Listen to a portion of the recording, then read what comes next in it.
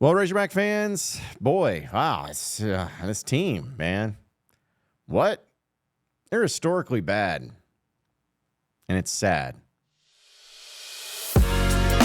You are Locked On Razorbacks, your daily podcast on the Arkansas Razorbacks, part of the Locked On Podcast Network, your team every day. And welcome into the Locked On Razorbacks podcast. I am your host, John Nabors. I am also the host of the John Nabors Show, which you can catch every weekday afternoon from 4 to 6 on Natty State Sports and nattystatesports.com. Today's episode is brought to you by LinkedIn.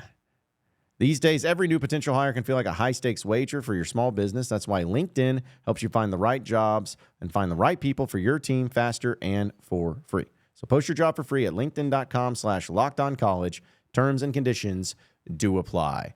Hope everybody had a wonderful, wonderful, wonderful weekend. And if you were a Razorback football or basketball fan, we will talk a little bit of football here in a second. But you were not very thrilled. You were not very happy. You were not very enthused because you had to check out a game which took place between Arkansas and LSU over the weekend.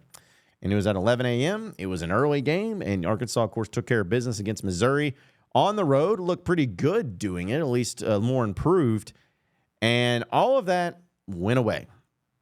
It completely and totally went away against the LSU Tigers. Arkansas loses 95-74, a 21-point loss for the Razorbacks against the LSU Tigers. And if that didn't make it bad enough, like first off, wait, you remember that game Arkansas lost to Auburn to start the season, SEC season, I should say? Well, when they lost that game, it was the largest margin of victory for Auburn over the Razorbacks in history. Well, unfortunately, it was another record-breaking performance for LSU because it was tying, at least, it tied LSU's largest regular season win over Arkansas in program history. So unfortunately, they continue to break all the records that nobody wants to see broken, that nobody wants to have broken, but yet they still continue to find random ways like this. I mean, we can go through the stats just real quick. 20 points for Tremont Mark. Once again, another quiet 20-point game. He had 20 points, 6 rebounds, 2 steals, a block shot. 7 of 13 from the field in 34 minutes of play. Jalen Graham actually had a sneaky good game. 18 points for him on 8 of 14 from the field, 30 minutes of play. Got 4 rebounds, an assist, 2 steals, and a block shot. So Jalen Graham was pretty good. And the only other player that really showed up in any sort of way statistically was Mekhi Mitchell. 10 points for him, 3 rebounds, 4 assists, a steal. And that was about it. I mean, no, everybody else was MIA. Caleb Battle played 8, nearly 9 minutes, was awful. 0 of 3, didn't do anything, 0 points. Layden Blocker had 9 points, 3 rebounds, 2 steals, 3 assists. So not a bad game out of him. Not a bad game. Keon Minifield was plus minus. He was minus 20. Played 21 minutes, 1 of 5 from the field. 1 rebound, 4 points, 1 assist, and 2 turnovers. Chandler Lawson, 20 minutes of play, 6 points, 2 rebounds, a turnover. He was minus 21 when he was on the court. Joseph Pinion played 8.5 minutes, and he's so bad defensively. But he had a couple points. He missed all 2 of his field goals, though. I mean, is there anything else you guys even want me to get into? This was terrible. This was terrible. I mean, Jeremiah Davenport, I guess. 5 points, 3 rebounds, an assist. He was the only player that played significant minutes in this game that actually was in the plus. He was plus 4. But Arkansas just couldn't do anything defensively. Couldn't guard the 3. Because LSU, I mean, I'm not saying that Arkansas would have played. Everything was fine except for this one thing, but LSU was unconscious from 3. They hit 12 of 23 from 3-point land. And I think that I saw the stat that they had hit 10 or more three-pointers in like 3 straight games coming into this. So I think that's what my guy Scotty Bordelin said. But they go 12 of 23 from three-point line, 25 of 28 from free throw line. Like they were tremendous from the charity stripe and from the three-point line. Also went 29 of 53. They made Will Baker look like, the big white Ray Allen. Dude went 4 of 5 from 3. Mike Williams went 4 of 6 from 3. Jalen Cook went 3 of 5 from 3. I mean, it was a clinic. It was an absolute clinic by the LSU Tigers offensively. Now, if I would have told you Arkansas going into this game was going to score 74 points, you probably would feel like maybe not they for sure win, but you feel good about it considering where some of the offensive performances they've been at. Like you feel better about it at least. But yeah, LSU got hot. LSU made shots. But Arkansas gave them looks. They gave them looks. They had breakdowns defensively, right and left. It didn't seem like anybody was looking to try to play defense, to try to put in the effort to play defense. It was just an absolute mess. 12 turnovers for the Razorbacks on 10 assists. I mean, Arkansas shot 43% from the field. It's not bad, but 23% from three-point land. 3 of 13 from three-point land. I mean, the game was well in hand by LSU pretty much the entire time. The largest lead. LSU had a 28-point lead. That's what's crazy. LSU ended up winning by 21. They had a 28-point lead with 2 minutes to go in this game. And that was it. Like Arkansas led for a minute and a half in this game, and that was it.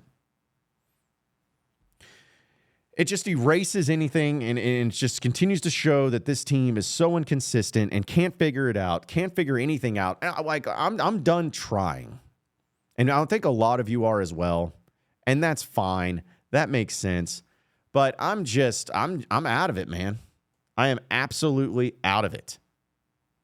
I wish that there was some sort of legitimate, logical way that I could come to you on this podcast time after time, game after game, and be able to say, well, here's where it went wrong. Here's where it's going to be better. Here's why it's going to be better, blah, blah, blah, blah, blah.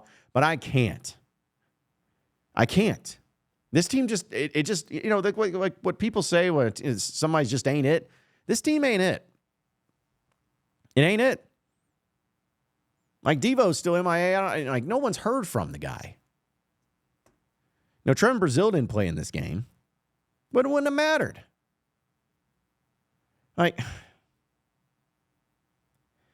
It's getting to the point, and I'll still talk about it, folks. I'll still watch the games. I'll still hope for Arkansas to win, because that's my thing. And I hope that they can, have some interesting and fun performances, but this just ain't good. This is terrible, and it's getting to the point where I just want the season to end. I just want it to end. Arkansas is sitting right now at 11-11 overall. They're 2-7 in conference play. And they have 9 games left of the regular season and 10 games if you count the SEC tournament, which they're going to be on Wednesday Night Sadness, mind you. I just want the season to end. I want it over with. I want everything to move on, because there's plenty of people to put at fault here. It's not just the players. It's not just Muss. It's not just it's everybody. Everybody has a very big part in all of this. I think Muss felt like this was a roster he could work with, and it's not. He may have maybe missed out on a few things, or maybe overestimated a few things as far as the culture of the team, or the ability to put the team together, to maybe play defense, whatever it is. And it's also, the players aren't responding. The players aren't doing what has been asked of them. They're not developing. They're not getting better. And again, I know that ultimately that's on the coach, but I also think that these are guys that still have to play, still have to get after it, and still have to work at it, still have to put in the effort, and they're just not. They're just not. I think everyone's tired of this. And I was talking to my guys on our Natty State Sports stream. We were watching the game during it. And I kind of made the lighthearted joke, but it's not really a major joke. It's not at least a funny one. But it made me wonder, I'm like, when was the last time the Razorback faithful had a fun Saturday? You know, like when was the last Saturday that Razorback fans felt good? You know, the Purdue game and the exhibition? You know, maybe when they beat Florida? Maybe. But it's got to the point to where Saturdays suck for the Hogs. Saturday, you know, they say Saturdays for the boys. Saturdays are for the Hogs sucking and putting me in a bad mood and ruining my day. And I just need to find ways to get out of that. Find something else to do. Or maybe not just take it so seriously. Maybe not put so much emotional investment into it, because I'm just going to end up disappointed every time. It has been a long time since I, as a Razorback fan, I have felt good on a Saturday. And that sucks. I almost dread it. Arkansas has a week off now. They don't have to play a basketball game for a week. No midweek game. They play Saturday at home against Georgia. Who knows what's going to happen? At this point, who cares? It's just trash. But I'll watch it. I'll care about it. I'll talk about it. I'll do all the things that I can do to make it work. But man, I have really been miserable on my weekends as a Razorback fan for the past few months. Here's hoping to baseball. Maybe they can finally get us out of this and help us out just a little bit, if you don't mind, just a little bit. Folks, we'll talk about a little bit of Razorback football because there was some good news, at least another commitment added to the Razorback class at 2025. But folks, when you're hiring for your small business, you want to find quality professionals that are right for the role. That's why you have to check out LinkedIn Jobs. LinkedIn Jobs has the tools to help you find the right professionals for your team faster and for free. LinkedIn just isn't another job board. LinkedIn has a vast network of more than 1 billion professionals, which makes it the best place to hire anybody. It gives you access to professionals that you can't find anywhere else, and LinkedIn does all of that while making the process easy and intuitive. Hiring is easy when you have that many quality candidates. So easy, in fact, that 86% of small businesses get a qualified candidate within 24 hours. LinkedIn knows that small businesses are wearing so many hats and may not really have the time or the resources to do the hiring. And LinkedIn is constantly finding ways to make the process easier. So easy that they just launched a new feature to help you write job descriptions. So post your job for free at linkedin.com/lockedoncollege. That's linkedin.com/lockedoncollege to post your job for free. Terms and conditions do apply. You are Locked On Razorbacks, your daily podcast on the Arkansas Razorbacks, part of the Locked On Podcast Network, your team every day. All right, so moving on into the next segment of the Locked On Razorbacks podcast. The Razorback football team was able to add in another commitment, their fourth one actually, for the class of 2025. Hey. And it's apparently, I'm going to try to get his name right, Markeelan Baton. He is a Texas athlete, which always throws me off because it says he's Atlanta, but not Atlanta, Georgia, like the school's called Atlanta. But he's out of Texas. He's 5'9", 170 pounds, so a little fella. But he chose the Razorbacks over Missouri, Texas Tech, Michigan State, Oregon State, Houston, and among others. It's all according to hogsports.com.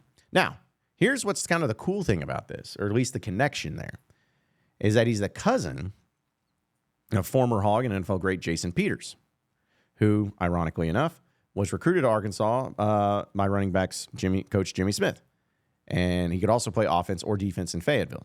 So those of you that may not remember, Jason Peters has been a great NFL lineman, but he played tight end at Arkansas because he was just the most freakish athlete you'd ever see at 300 pounds. Guy could have played basketball if he could have done the conditioning. But talked about how he had 81 rushes for 610 yards, 9 touchdowns, 16 receptions for 255 yards, and 4 touchdowns. But also defensively, he had 17 tackles, 2 pass breakups, and a forced fumble. You would think that since he was recruited by Jimmy Smith, the running back coach, that he's more than likely going to end up being a running back. I mean, that's what you would think. That's what you try to put 2 and 2 together for. But he apparently was really high on Arkansas. He loves the fact that he can, play in different positions. He's a 3-star athlete. So, for those of you who are just, worried about the stars and whatnot, that's where he's at. And now he's going to be a Razorback. So, either way, good for Arkansas, good for Sam Pittman, good for, anytime you can land commitments and everything, especially this one from the 2025 class, which is amazing that they already have 4 commitments. For some reason, I thought they didn't have any, but they do have 4. And alongside also has been Jamarian Parker, who is a running back, 4-star running back, by the way, out of St. Louis. And also Grayson Williams, who is out of CAC here at Arkansas. He's a quarterback, 3-star player. And they also have a kicker, Evan Noel, who, from my understanding, Evan Noel is he's like an all-American big-time kicker, kind of like what you had from Cam Whittle, like that level. So that's where the commitments are at, too. It's going to be curious to see what the recruiting looks like for the class of 2025. Mainly due to just, I don't want to put it strictly on the fluid situation that Sam Pittman's job is in, but we know that when coaches get kind of towards the end of their tenure, or potentially the end of their tenure, recruiting can really change. It can really be a whole different animal. So that's going to be interesting to see what happens with Arkansas here. Is it going to be one of those deals? Is it going to be one of those problems? Because if Arkansas's recruiting starts to look really bleak by the time the football season runs around, then you're going to have an uphill battle. But it's not surprising either, because let's be honest, when you're going and recruiting against other people and your job is on the line, there are going to be a lot of other coaches and other teams that are going to be negatively recruiting against you, saying, hey, this guy may not be here by the time you get on campus. So they got an uphill battle. So that's another reason why this is a big year for Sam Pittman, big year for Bobby Petrino, and just a big year for Arkansas. I'm hopeful. I'm hopeful. Not saying anything else than that, but I am hopeful. But there's a reason why, at least another reason why, I may be a little bit more hopeful this year, and it was actually when I had a chance to hang out with some of the offensive linemen for Arkansas, and I'll tell you about that and why I feel better about it here in just a segment. Folks, happy Super Bowl to all who celebrate from FanDuel, America's #1 sportsbook. Because if you're like me, Super Bowl Sunday is all about scoring the best seats on the couch, grabbing your favorite football snacks, and placing out some Super Bowl bets. I mean, let's be honest. You got the food, you got the snacks, you got the cheese dips, you got the chips, you got the burgers, you got the brats, you got it all. And you also got the parlays and you got the prop bets. Well, FanDuel has so many ways for you to end the season with a W or 2 or even 3. Not only can you bet on who will win the Super Bowl, 58 that is, but FanDuel also has bets for which players will score a touchdown, how many points will be scored, and so much more. New customers, join today and you'll get $200 in bonus bets if your first bet of $5 or more wins. Visit FanDuel.com/LockedOn to sign up. That's FanDuel.com/LockedOn. Make every moment more with FanDuel, an official sportsbook partner of the NFL. You are Locked On Razorbacks, your daily podcast on the Arkansas Razorbacks. Part of the Locked On Podcast Network, your team every day. All right, so final segment here on the Locked On Razorbacks podcast. I guess not to say over the weekend, but it was this past Friday. For those of you who follow me on social media, or maybe you were watching the John Nabors show on Natty State Sports, which of course you should be doing every weekday afternoon from 4 to 6. I had a chance to go over to Wright's Barbecue in Johnson, Northwest Arkansas, which love their barbecue. So amazing. But I had a chance to go over there and do a live stream show. And one of the things that they were doing over there was for their Big Pig Fund. And they have NIL deals with some Razorback offensive linemen. But in this case, it was all the Razorback offensive linemen. Talking about 15 of them being there. And they were there to take pictures and sign autographs and just hang out for a bit. And it was a really good time. It was a really good time, and a lot of people showed up out there, and they took pictures, and they were really cool. And, of course, Josh Braun, one of the Razorback offensive linemen, who I have a friendship with, he was out there kind of running the whole thing and getting everybody involved. And I'll tell you this, it's about talent. It's about Jimmys and Joes, more so than X's and O's, as they say, when it comes to that. But I was talking with some people there at Wright's Barbecue. And I was talking with the offensive linemen themselves. Some of them I already knew. Some of the new guys, like Addison Nichols, transferred from Tennessee. Camara, or I forgot, now just this name escaped me, but the transfer from San Jose State, Carmondo, I don't know. It's been a long day. Either way, I got a chance to talk to him and Patrick Kudus, other guys too, just all of them. Just sit down and see them and hang out and all that. And you could tell that there was a true friendship among them and a true tightness, which some of you are going to hear me say that'd be like, okay, big whoop. Can they block? Who cares? And I agree. Totally agree. It doesn't matter if you can't play. It doesn't matter if you can't block. But talking with some of the offensive linemen and just basing it off of some of the things they said, it's a lot better than what it was a year ago.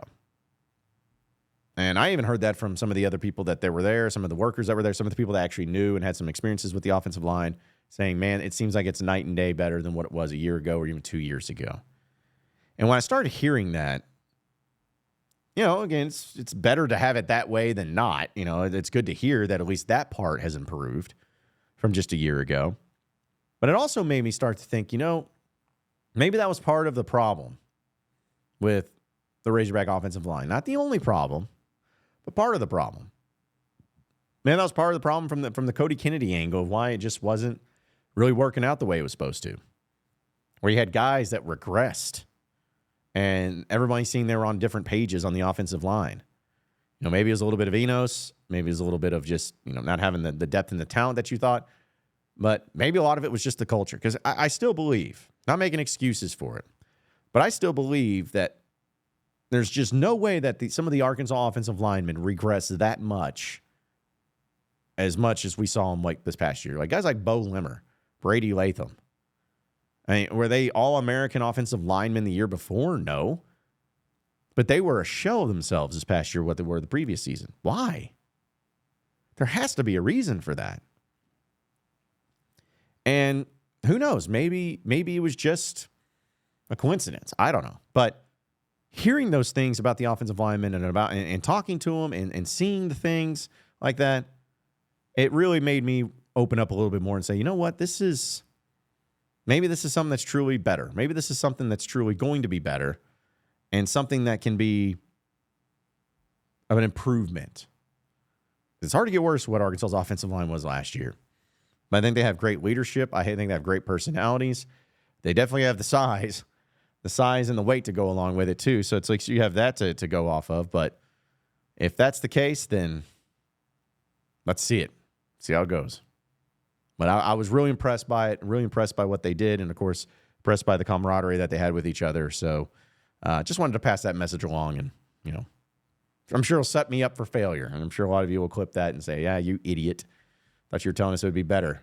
Well, hey, listen, if you're saying, because I'm not saying it, but if you think that I'm truly saying that the reason this team is going to be better because they had a great time at the Wright's barbecue, then you're missing the point. But I'm excited to see what they're going to be able to do with Arkansas, and just excited to see the improvement there and some of the new changes that they've had there on the offensive line as well. Appreciate everybody listening in to the Locked On Razorbacks podcast. Be sure to like and subscribe to the podcast on Apple, as well as Spotify, as well as YouTube, Google Play, Amazon. I mean, we're on all podcast platforms, so you can find us out there too. You can also get after me on Twitter at John Nabors Show for any questions, comments, concerns that you may have. We'll keep it going from there. Same podcast time, same podcast channel tomorrow afternoon. Have a great day, everybody. We'll see you then.